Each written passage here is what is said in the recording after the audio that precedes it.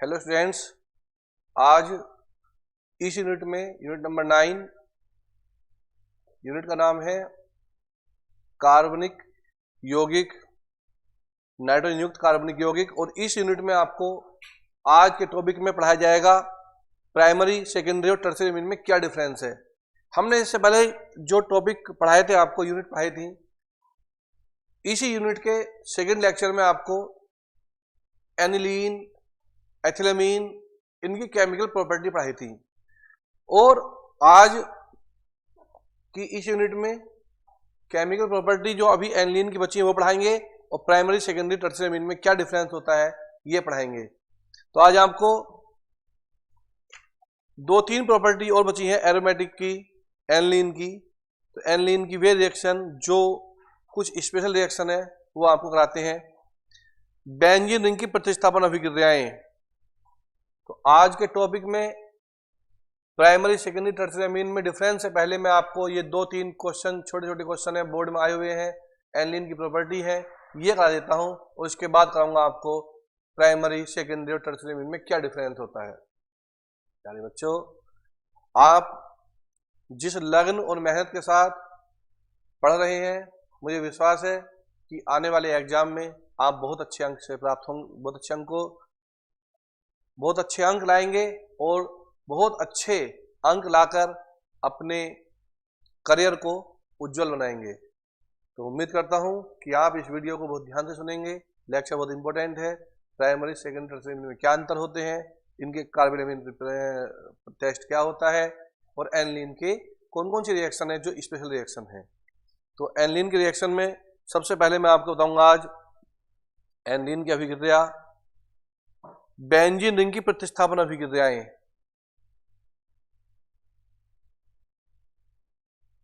Benzene ring की प्रतिस्थापन अभिक्रियाएं, रिंग की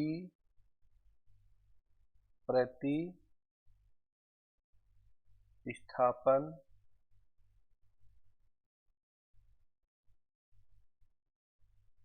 अभिक्रिया। बेंजीन रिंग की प्रतिस्थापन अभिक्रियाएं कौन सी हैं, तो आप ध्यान से सुनेंगे और समझेंगे। सबसे पहले मैं करता हूं हैलोजनीकरण। एक इंपॉर्टेंट रिएक्शन है हैलोजनीकरण।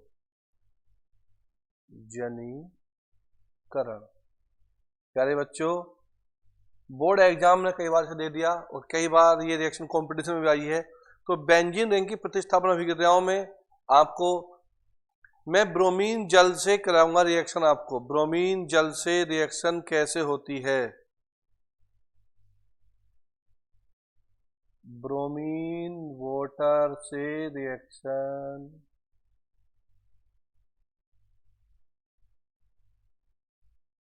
ब्रोमीन जल से गिर, बहुत इंपॉर्टेंट रिएक्शन है।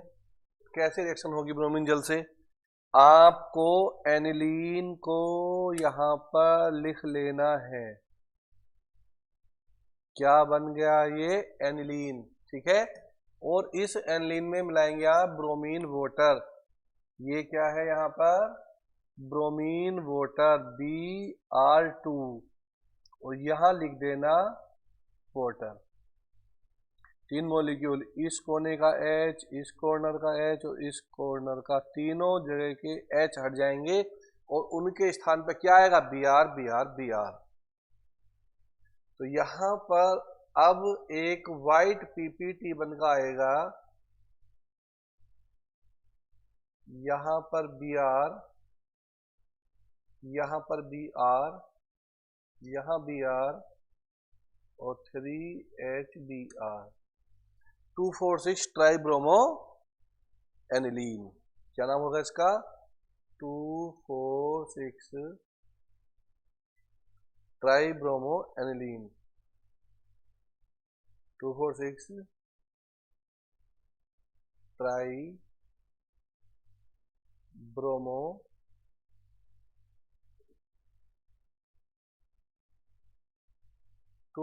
ट्राइब्रोमो एनिलीन, ये इसका नाम होगा। तो ये क्या था बेटे, एनिलीन। 2,4,6 ट्राइब्रोमोएनिलीन, इसका वाइट पीपीटी होता है, सफेद अवक्षेप बन का आता है इसका, तो यहां बन जाता है इसका सफेद अवक्षेप। तो यहां पर ये रिएक्शन इंपोर्टेंट रिएक्शन है बच्चों। अब इसकी एक और रिएक्शन है जो आप समझेंगे, क्योंकि वह रिएक्शन एक ऐसी रिएक्शन है जिसमें बच्चा बहुत ज्यादा गलती करता है, बार बार उसमें गलती के चांस रहते हैं। नाइट्रीकरण, हम लिखेंगे इसे एनिलीन का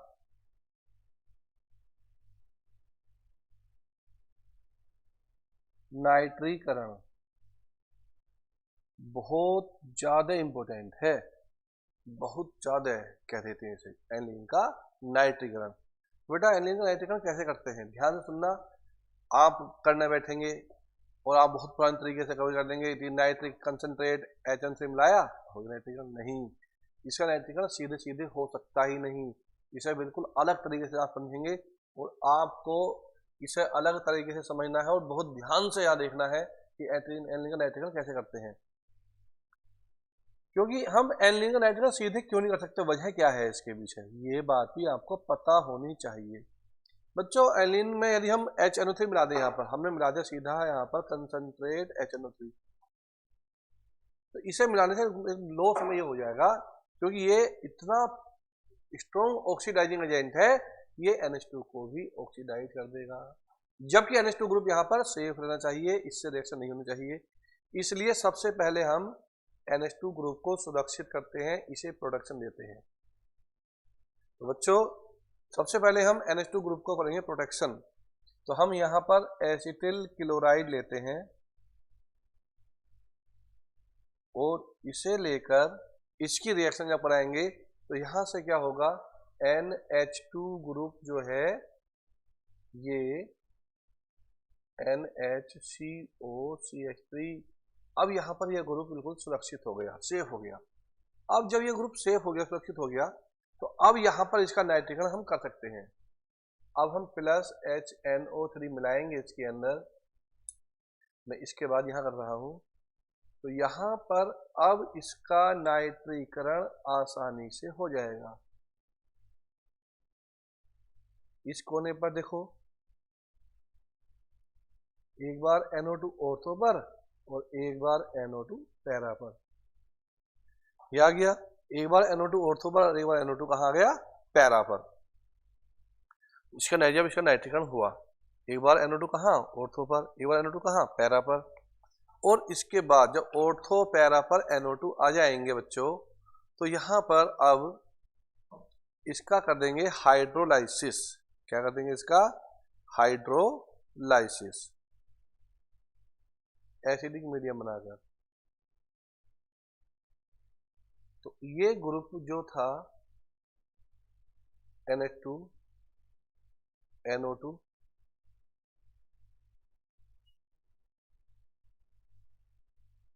एक बार ऑर्थो और एक बार पैरा का मतलब ये होता है कि दो अलग अलग कंपाउंड बनेंगे, NH0 CH3 NO2, और एक बार अब NO2 हो जाएगा यहाँ पर,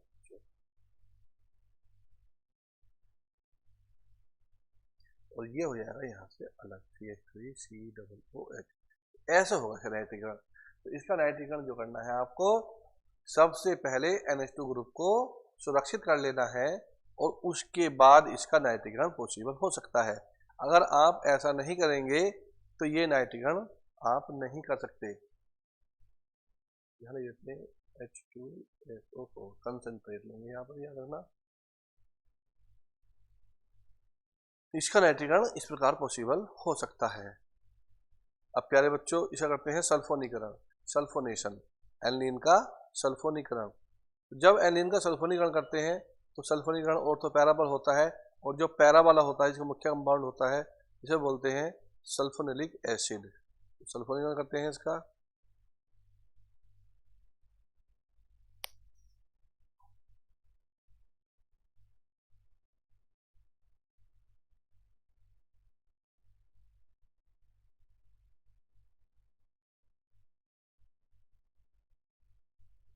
सल्फोनीकरण।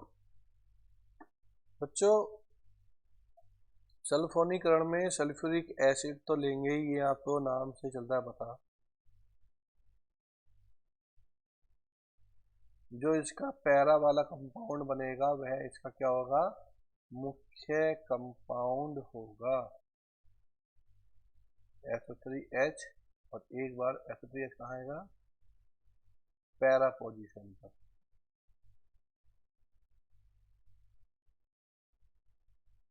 ये मुख्य कंपाउंड है। तो यहीं पर मैं आपको एक बात और समझा देता हूँ बच्चों, यहीं पर एक बात और समझा देता हूँ जो आपके लिए बहुत जरूरी है, क्वेश्चन बनता है इसके ऊपर बोर्ड एग्जाम में। यहाँ पर एक क्वेश्चन बनता है बच्चों, यहाँ कर देते हैं उस क्वेश्चन को, कि ज्यूइटर आयन किसे कहते हैं, ज्यूइटर आयन। ज्यूइटर आयन क्या है, इंपॉर्टेंट क्वेश्चन है और बोर्ड एग्जाम में बनता है। थोड़ा सा इसकी स्पेलिंग सही कर देते हैं।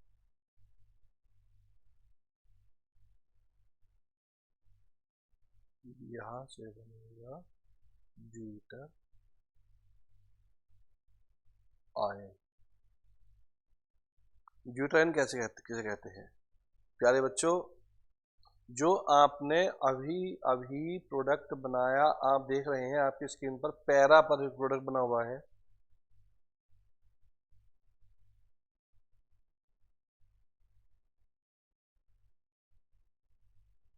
यहां पर है। ये ग्रुप कैसा है, बेसिक। ये कैसा है, एसिडिक। तो ये दोनों ही ग्रुप जो एसिडिक और बेसिक ग्रुप हैं, एक दूसरे को उदासीन कर देते हैं, न्यूट्रल कर देते हैं। तो ये दोनों ग्रुप एक दूसरे क्या कर देंगे, न्यूट्रल कर देंगे। जब ये एक दूसरे को क्या करेंगे, न्यूट्रल करेंगे, तो इनके न्यूट्रल करने के वजह से ये बन जाएगा NH3 पॉजिटिव, ये बन जाएगा SO3 निगेटिव। तो NH3 पॉजिटिव SO3 नेगेटिव यही कहलाएगा ज्यूइटर आयन, इसे बोलते हैं ज्यूइटर आयन। तो यहां पर जो है SO3H ग्रुप कैसा था, एसिडिक। NH2 कैसा था, बेसिक। इन दोनों ने एक दूसरे क्या कर दिया, उदासीन, और इस प्रकार से यहां पर ज्यूइटर आयन बन जाता है। बच्चों अब आता है प्राइमरी सेकेंडरी टर्शियरी अमीन में क्या अंतर होता है।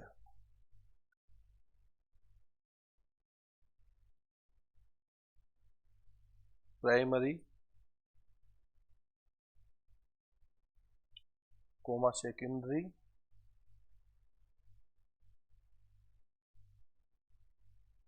व टर्शरी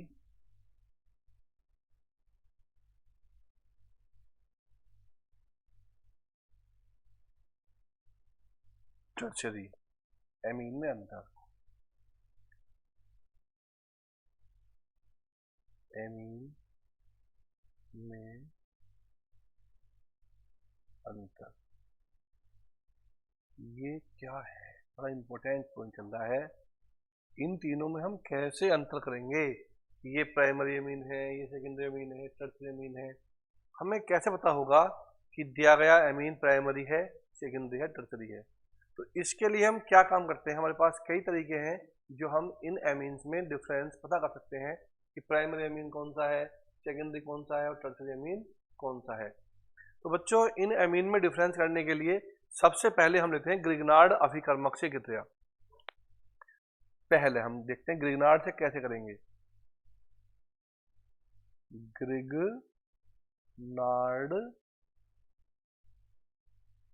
अभिकर्मक से, तो ग्रिग्नार्ड अभिकर्मक से हम कैसे पता लगाएंगे कि अमीन प्राइमरी है, सेकेंडरी, टर्शियरी है। इसका तरीका क्या है, केवल प्राइमरी अमीन ही ऐसे होते हैं जो ग्रिग्नार्ड रिएक्शन से अभिक्रिया करके एल्केन बनाते हैं, टर्शियरी अमीन ये क्रिया नहीं करते और सेकेंडरी अमीन बनाते हैं। प्राइमरी और सेकेंडरी अमीन तो ग्रिग्नार्ड अभिकर्मक से क्रिया कर लेते हैं और क्या बनाते हैं, एल्केन। परंतु टर्सरी अमीन ग्रिग्नार्ड अभिकर्मक से कोई क्रिया नहीं करते। कैसे, देखिएगा, आपने लिया CH3NH2 या सोर्स आप ले लो R ले लो, यहां पर आप RNH2 एक प्राइमरी अमीन है। कौन सा अमीन है ये? Primary amine. अब आप प्राइमरी अमीन में ग्रिग्नार्ड रिएजेंट बनाइए, CH3MgBr। तो यहां क्या बन जाएगा बताइए? CH3MgBr क्या बन जाएगा? एक तो बन जाएगा CH4, आपने पीछे अपने अभी रिएक्शन की थी, और RNHMgBr ये बन जाएगा। अब सेकेंडरी अमीन देखते हैं। अगर ये ले जाओ ना सेकेंडरी अमीन, ये NH हो गया, CH3MgBr हो गया, यहां से आपने मैथिन बना दिया, प्लस ये बन गया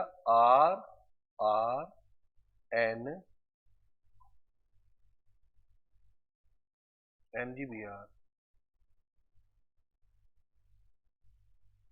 मीथेन।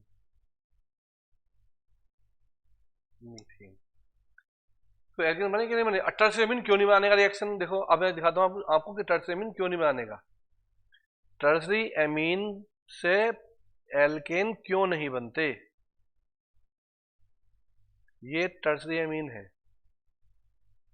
ये CH3MgBr है, तो यहां पर जब H ही नहीं है, हाइड्रोजन ही नहीं है, तो रिएक्शन कैसे हो जाएगी? रिएक्शन नहीं होने की है तो हम लिख देंगे नो रिएक्शन।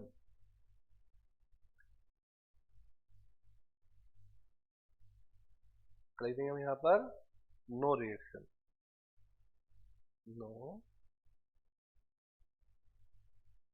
रिएक्शन।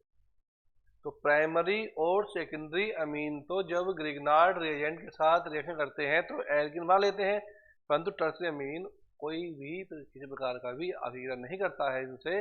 तो इस प्रकार हम पहचान लेंगे कि दिए गए अमीन्स में कौन सा प्राइमरी, कौन सेकेंडरी, कौन टर्सरी अमीन है।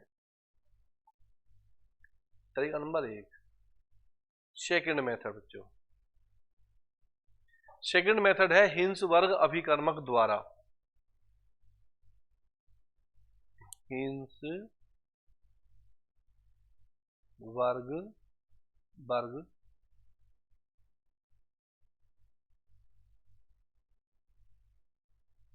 अभिकर्मक द्वारा। बच्चों बताओ हिंस वर्ग अभिकर्मक को क्या कहते हैं? मैंने आपको इससे पहले वाले लेक्चर में, वीडियो में बताया था कि हिंस वर्ग अभिकर्मक किसे कहते हैं। अब आपको पता होगा इसका हिंस वर्ग अभिकर्मक क्या है, किसे कहते हैं हिंस वर्ग अभिकर्मक, बताइए जरा मुझे। आप सोचो, क्या फॉर्मूला था? C6H5SO2Cl, ये था हिंस वर्ग अभिकर्मक का फॉर्मूला, था कि नहीं था? अब हिंस वर्ग अभिकर्मक को हम कहते थे benzene sulphonyl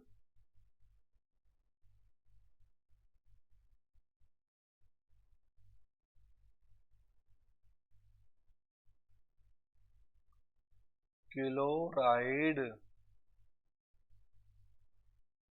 benzene sulphonyl chloride कहते थे हिंस वर्ग अभिकर्मक को।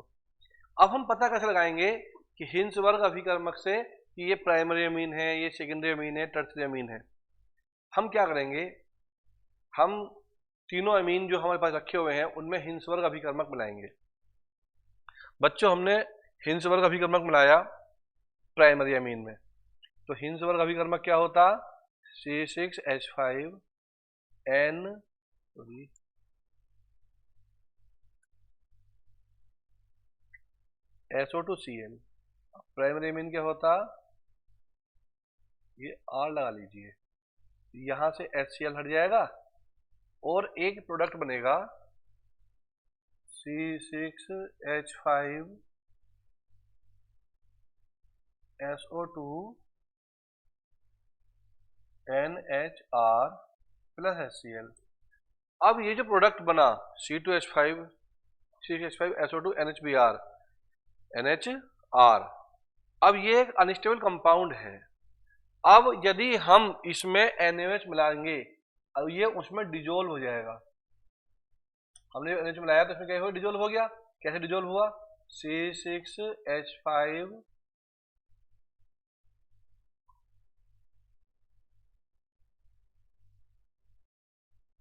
SO2 N, बोलो N के बाद क्या आएगा, RNA, ये आएगा RNA प्लस ये OH और ये H, ये बन जाएगा वाटर, प्लस वाटर बन गया। तो यहां पर हमने देखा ये कंपाउंड बन गया। इसका नाम क्या है वैसे जो कंपाउंड बना, इस कंपाउंड का नाम है सोडियम लवण। क्या है ये, सोडियम लवण बना बच्चों। ये क्या बना, NaOH में मिले है। तो हम कहेंगे कि जो हिंसवर्ग अभिकर्मक है, हिंसवर्ग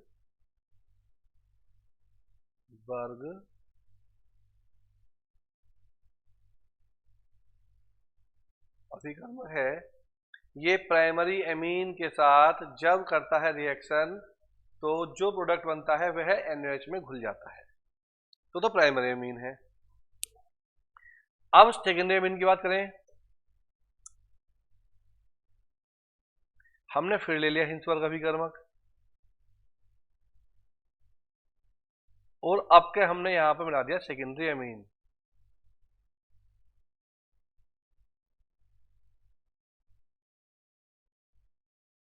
यहां पर HCl निकाल लिया, ये बन गया C6H5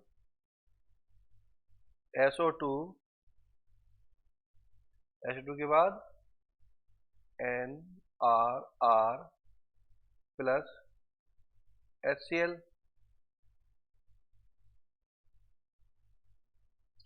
अब हमने इसमें फिर से मिलाया NaOH, तो ये भी NaOH में डिजोल्व हो जाएगा। कैसे हो जाएगा NaOH में डिजोल्व, ये NaOH में डिजोल्व नहीं होगा। हम लिखेंगे, बताओ NaOH में डिजोल्व क्यों नहीं होगा ये, क्योंकि इसके पास H नहीं है यहाँ। तो ये O के साथ OH को अगर H बन जाता, वाटर बन जाता, और ये NaOH में डिजोल्व हो जाता। अब ये अकेला N रह गया, तो यहाँ पर अब क्या होगा, ये NaOH में डिजोल्व नहीं होगा, तो एविले, NaOH में क्या हो गया, ये एविले हो गया। तो ये कौन सा अमीन हो गया, सेकेंडरी अमीन हो गया। अब टर्शियरी अमीन की बात करते हैं। टर्शियरी अमीन कैसे पता लगाएंगे हम,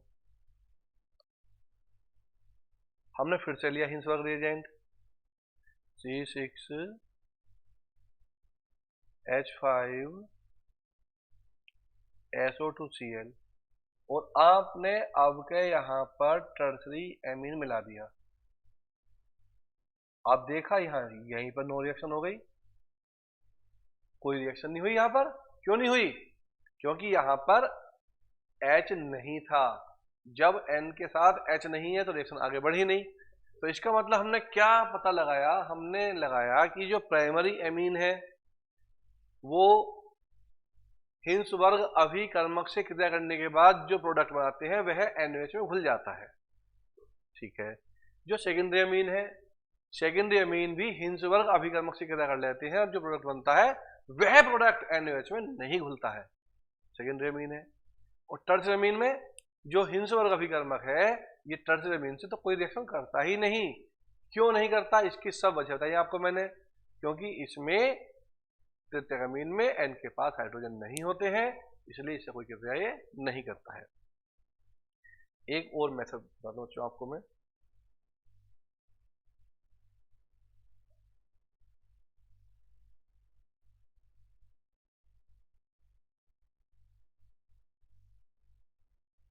एक और रिएक्शन आपको बताता हूं मैं बच्चों, वो रिएक्शन क्या है, वो तरीका क्या है। हम कार्बिल एमीन परीक्षण से भी पता लगा सकते हैं कि एमीन प्राइमरी है या एमीन सेकेंडरी है या एमीन टर्सरी है।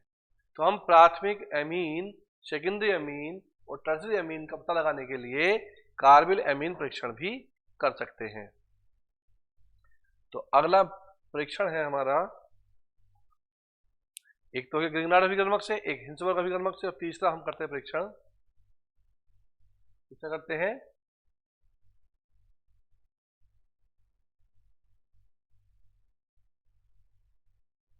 कार्बिल एमीन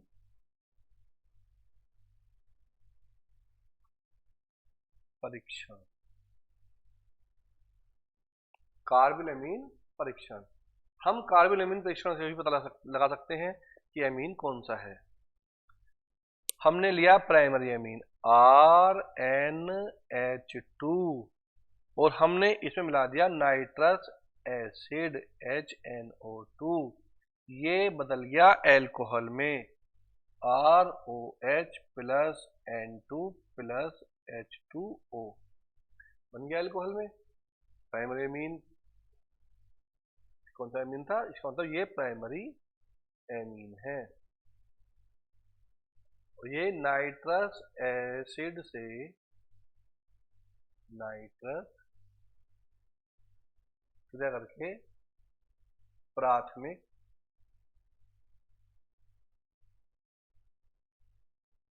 एल्कोहल देता है। तो प्राइमरी एमीन जो होगा वह क्या करेगा, नाइट्रस एसिड के साथ रिएक्शन करके प्राथमिक एल्कोहल देगा। अब देखते हैं सेकेंडरी एमीन क्या करेगा। यहां पर R प्लस, जो सेकेंडरी एमीन होगा ये नाइट्रस एसिड से रिएक्शन करने के बाद जो प्रोडक्ट बनाएगा वो होगा नाइट्रोसोमीन, नाइट्रोसामीन। क्या बनाएगा ये, नाइट्रोसामीन।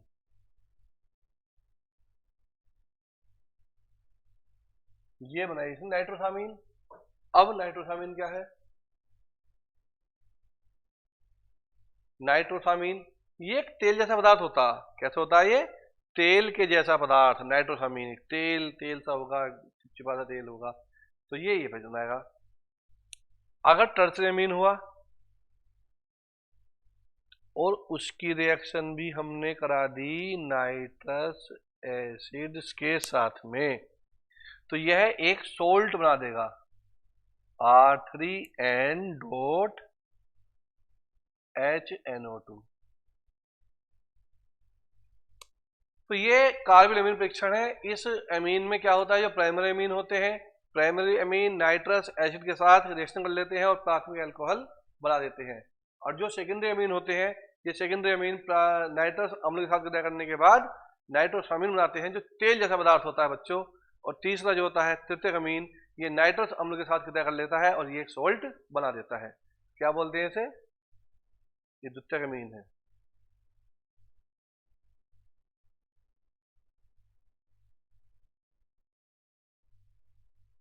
द्वितीयक एमीन, तृतीयक अमीन है और ये नाइट्रस एसिड है। तो इस प्रकार से हम प्राइमरी, सेकेंडरी और टर्सरी अमीन में विभेद कर सकते हैं, पता लगा सकते हैं कि ये कौन कौन से अमीन हैं। तो यहाँ पर इस प्रकार से हमने जो primary amine, secondary amine, tertiary amine था, इनके बारे में पता लगाया इस लेक्चर में हमने, और इनमें किस प्रकार से विभेद कर सकते हैं, पहचान कर सकते हैं अमीनों की, ये भी हमने इस लेक्चर में आपको बताया। तो बच्चों ये बड़ा इंपॉर्टेंट टॉपिक है जो आप पढ़ रहे हैं, प्राथमिक, द्वितीयक और तृतीयक अमीन में किस प्रकार विभेद किया जाता है। एक टॉपिक मैं आपको यहाँ पर और बताना चाहता हूँ कि एक प्राइमरी अमीन होता है, सेकेंडरी अमीन और टर्सरी अमीन होता है। हम पता कैसे लगाएंगे कि इनमें कौन सा अमीन अधिक क्षारीय है, कौन कम क्षारीय है, ये क्वेश्चन भी बोर्ड में आता रहता है। तो प्राइमरी सेकेंडरी टर्शियरी अमीन की क्षारीयता का हम पता कैसे लगाते हैं कि कौन सबसे ज्यादा क्षारीय है और कौन कम क्षारीय है। तो यहाँ पर ये आपको पता लगाने के लिए बहुत जरूरी है कि ये आप समझें, सीखें और इसका ध्यान से आप स्टडी करेंगे तो आपको चल जाएगा पता, और आपको ये बेनिफिट आगे चल के कहीं ना कहीं एग्जाम में मिलेगा इसका, कि हम प्राथमिक, सेकेंडरी और टर्शियरी अमीन की क्षारीयता की प्रबलता की तुलना कैसे करेंगे, कौन अधिक क्षारीय है कौन कम क्षारीय है। तो प्यारे बच्चों, यहां पर याद रखने वाली बात है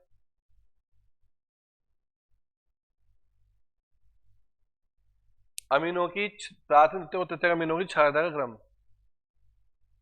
प्राथमिक, द्वितीयक और तृतीयक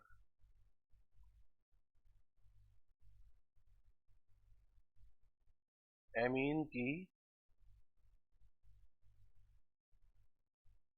क्षारीयता का क्रम। ये इंपॉर्टेंट टॉपिक है। ये एग्जाम से लेकर कंपटीशन एग्जाम, बोर्ड एग्जाम से लेकर कंपटीशन एग्जाम तक आपसे कई बार पूछा जा चुका है और पूछा जाता रहेगा कि प्राथमिक, द्वितीयक और तृतीयक अमीन की क्षारीयता का क्रम क्या है, क्षारीयता का क्रम क्या है। देखो बच्चों, अगर हम इन्हें ध्यान से देखेंगे तो आपको यहाँ पर इनकी क्षारीयता का सही क्रम पता लगेगा। देखो इसमें एथिलेमीन से शुरुआत करते हैं। ये एथिलेमीन है C2H5NH, C2H5NH, ये द्वितीयक अमीन है परंतु इसमें C2H5 ले लिया हमने। ये अधिक क्षारीय होता है किससे, तृतीयक C2H5 का होल थ्राइज N से, और ये किससे होता है, प्राथमिक C2H5NH2 से, और ये होता है अमोनिया से। ये है इनका घटता क्रम। क्या है ये, क्षारीयता का घटता क्रम। अब यदि CH3 की बात की जाए, CH3 की बात की जाए तो CH3 का होल ट्वाइज NH, कौन होता, प्राइमरी अमीन CH3NH2, फिर टर्शरी CH3 का होल थ्राइज N, और फिर अमोनिया। तो ये आपको याद रखना है एग्जाम में कि आपको C2H5 दिया है या CH3 दिया है। तो यहां पर जलीय विलयन में मैथिल और एथिल अमीन जो है, ये मैथिल अमीन, एथिल अमीन, इनका ये क्रम रहेगा जो मैंने आपको लिखा है बोर्ड पर।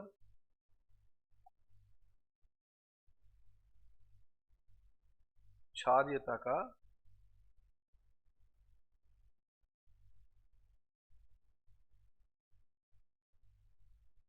घटता क्रम, क्षारीयता का घटता क्रम, ये है इनका बच्चों।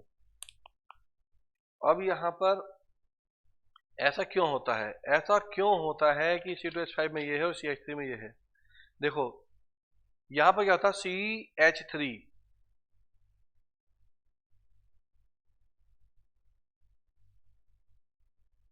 अगर CH3 ग्रुप से बड़ा होता C2H5, तो यहां पर क्या होता है, एक त्रिविम बाधा बन जाती है, और त्रिविम बाधा की वजह से टर्शरी अमीन प्राइमरी से ज्यादा क्षारीय हो जाता है। यहां पे क्या होता है, समूह छोटा है ये, इसलिए यहां पर प्राइमरी अमीन टर्शरी से अधिक क्षारीय हो जाता है छोटे ग्रुप के कारण। तो यहां पर ये आपको समझना है कि अमीनों की क्षारीयता का सही क्रम क्या है। अब आते हैं बच्चों, आपसे पूछते हैं कि भाई प्राइमरी, सेकेंडरी, टर्शियरी अमीन के उपयोग कहाँ होते हैं, उपयोग क्या किए जाते हैं, या अमीनों के उपयोग कहाँ होते हैं। तो बच्चों, अमीनो प्रकृति में amines, protein, vitamin, alkaloid, hormones में पाए जाते हैं। प्रोटीन कहाँ पाए जाते हैं, सॉरी एमीन्स के उपयोग, एमीन्स के उपयोग, एमीन्स पाए कहाँ जाते हैं, ये आपको याद रखना है। एमीन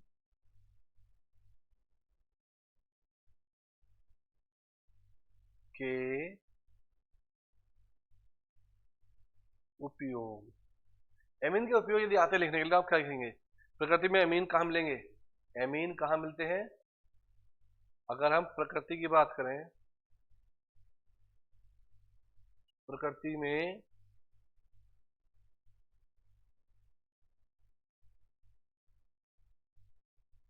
एमीन कहाँ मिलते हैं? प्रोटीन। बिना एमीन के प्रोटीन पॉसिबल नहीं है। विटामिन में भी एमीन मिलते हैं। कहाँ? विटामिन। हार्मोन्स में भी एमीन मिलते हैं। प्रकृति में मिलते हैं। दूसरा आपसे पूछता है कोई, तो संश्लेषित उदाहरण जो है बहुलक, रंजक, औषध। बहुलक में भी एमीन का यूज किया जाता है। कहां पर? बहुलक में।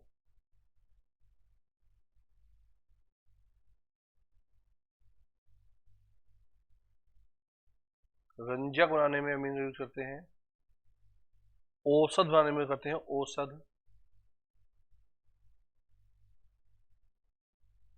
सब जगह इसका यूज होता है, औषध में, रंजक में, सब जगह इसका यूज होता है।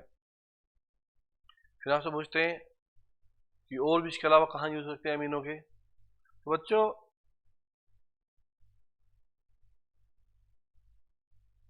दो जैव सक्रिय यौगिक होते हैं, दो जैव सक्रिय यौगिक होते हैं, एड्रेनलिन।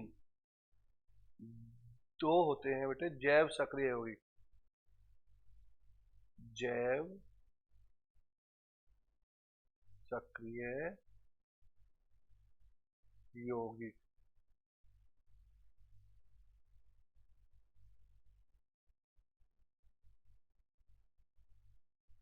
जैव सक्रिय यौगिक साहब,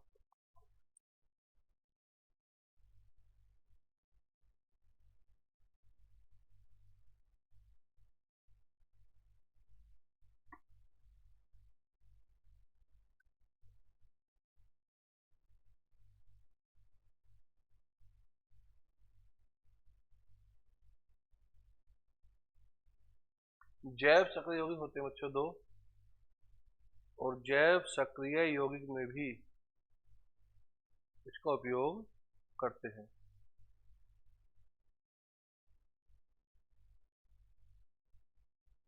कहाँ करते हैं इसका उपयोग?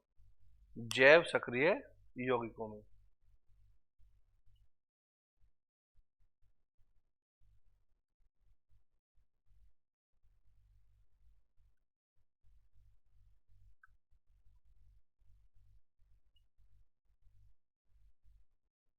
कहाँ करते हैं? जैव सक्रिय यौगिकों में इसका उपयोग करते हैं। तो जैव सक्रिय यौगिकों में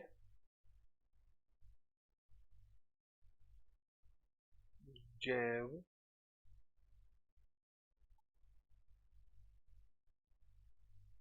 बताए तो आपको ऐसे ही, अभी थोड़ा दिक्कत आ रही है इसमें।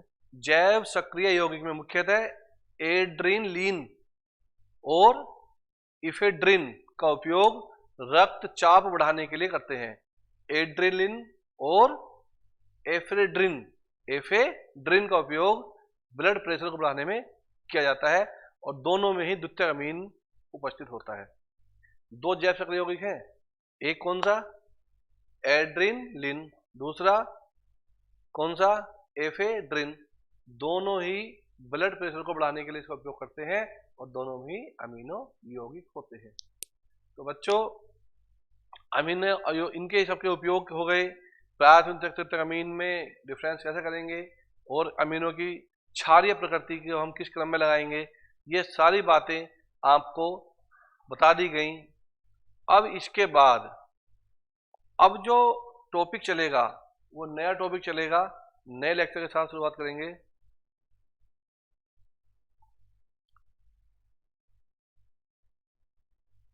और इसमें मैं इनके लिए एकदम जैसे यौगिक के नाम, जैव सक्रिय यौगिक।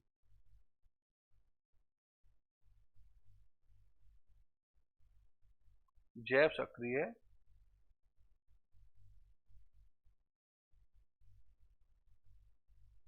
यौगिक। मैंने बताया था आपको दो होते हैं, एक कौन सा बताया था आपको मैंने, एड्रीनलीन,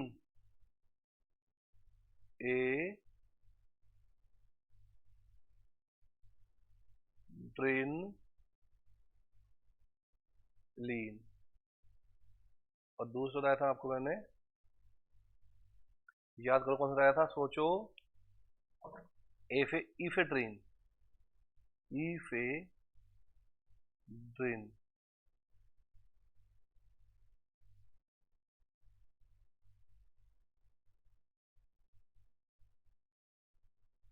ये दो, इन दोनों का उपयोग कहाँ करते हैं, दोनों में ही सेकेंडरी अमीन होता है। इनमें दोनों में कौन सा अमीन होता, द्वितीयक अमीन।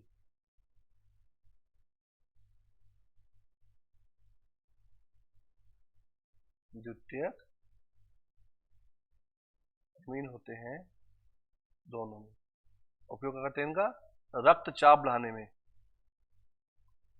रक्त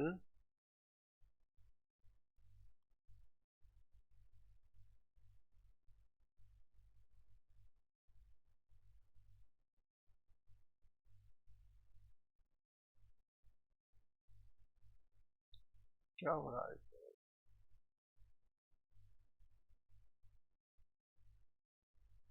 रक्तचाप बढ़ाने में।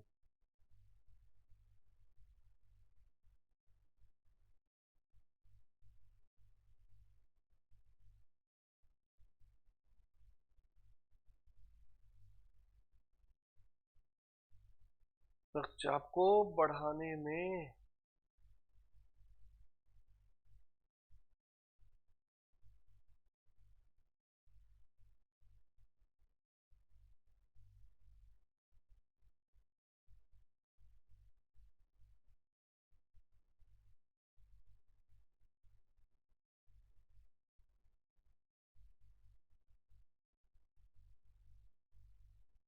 ये इसका उपयोग। बच्चों इसके साथ यहीं पर ये लेक्चर पूरा होता है। अब मैं डाई एजोनियम लवण के साथ नए वीडियो में, नए लेक्चर में आपको पढ़ाऊंगा यूनिट नंबर 9 का डाई एजोनियम लवण, उसके उपयोग, बनाने की विधियां, और इसी के साथ यही टॉपिक पूरा होता है। तब तक के लिए नमस्कार।